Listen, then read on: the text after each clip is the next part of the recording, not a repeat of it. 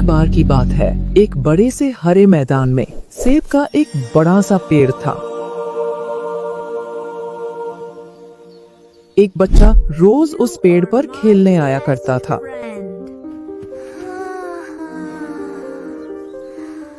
वो कभी पेड़ की डाली से लटकता, कभी फल तोड़ता, कभी उछल कूद करता था। सेब का पेड़ भी उस बच्चे से काफी खुश रहता था। You are my best friend. कई साल इस तरह बीत गए।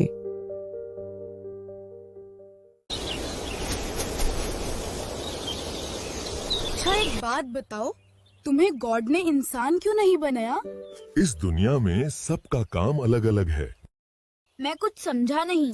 जैसे मेरा काम है तुम्हें छाया और फल देना और परमेश्वर की महिमा करना। ओह, मेरा काम क्या है? तुम्हारा काम है उस जीवित प्रभु की महिमा करना और लोगों को उसके बारे में बताना। तुम्हारा मतलब प्रभु यीशु? हाँ, बिल्कुल सही। अचानक एक दिन बच्चा कहीं चला गया। अब मैं चलता हूँ, माँ मेरा इंतजार कर रही होगी। हाँ ठीक है, लेकिन कल जरूर आना। हाँ पक्का। और फिर लौट के नहीं आया। पेड़ ने उसका काफी इंतजार किया।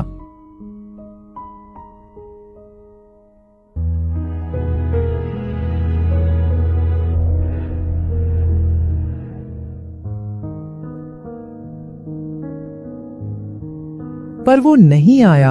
अब तो पेड़ उदास हो गया। कई साल बाद वो बच्चा फिर से पेड़ के पास आया, पर वो अब कुछ बड़ा हो गया था। पेड़ उसे देखकर बहुत खुश हुआ। अरे वाह, तुम लौट आए।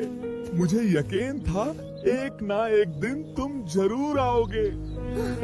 और उसे अपने साथ खेलने के लिए कहा। चलो खेलते हैं। नहीं, मुझे खेलना। अब मैं बड़ा हो चुका हूँ और अब मुझे खिलौनों के साथ खेलना पसंद है।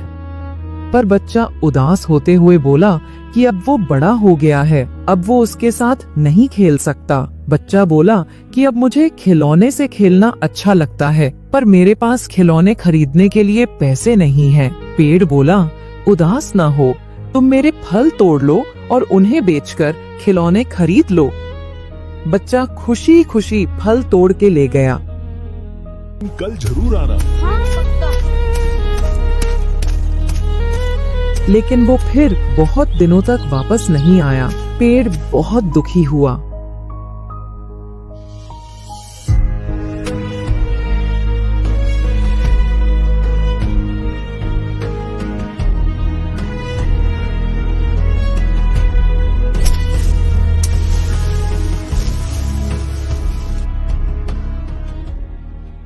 अचानक बहुत दिनों बाद बच्चा, जो अब जवान हो गया था, वापस आया। पेड़ बहुत खुश हुआ और उसे अपने साथ खेलने के लिए कहा, पर लड़के ने कहा कि वो पेड़ के साथ नहीं खेल सकता। अब मुझे कुछ पैसे चाहिए, क्योंकि मुझे अपने बच्चों के लिए घर बनाना है। पेड़ बोला, मेरी शाखाएं बहुत मजबूत हैं, तुम इन्हें काट कर ले जाओ और अपना घर बना लो। अब लड़के ने खुशी खुशी सारी शाखाएं काट डाली और लेकर चला गया। वो फिर कभी वापस नहीं आया।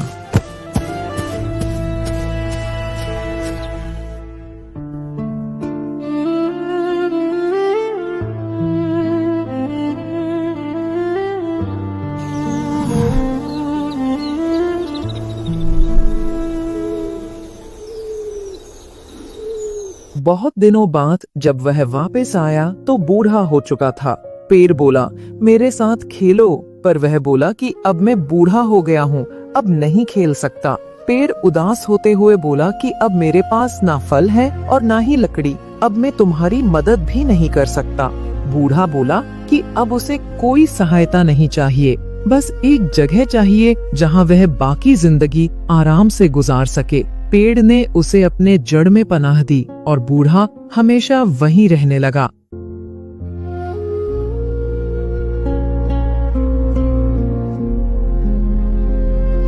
दोस्तों, इसी पेड़ की तरह हमारे माता पिता भी होते हैं। जब हम छोटे होते हैं तो उनके साथ खेलकर बड़े होते हैं और बड़े होकर उन्हें छोड़कर चले जाते हैं और तभी वापस आते हैं जब हमें कोई जरूरत होती है।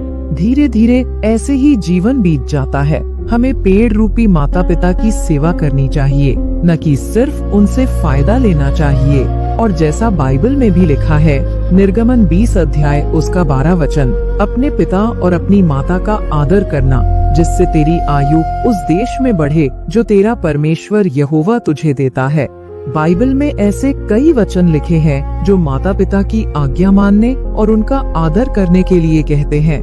तो आपको ये कहानी कैसी लगी? कमेंट में जरूर बताएं और इसी तरह की और मसीह कहानियाँ जो सीख से भरी हुई हों देखने के लिए चैनल को जरूर सब्सक्राइब कर लें। और आपको अगली कहानी किस विषय पर चाहिए हमें जरूर बताएं। तो फिर मिलते हैं, तब तक के लिए सबको प्यार भरी जय मसीह की।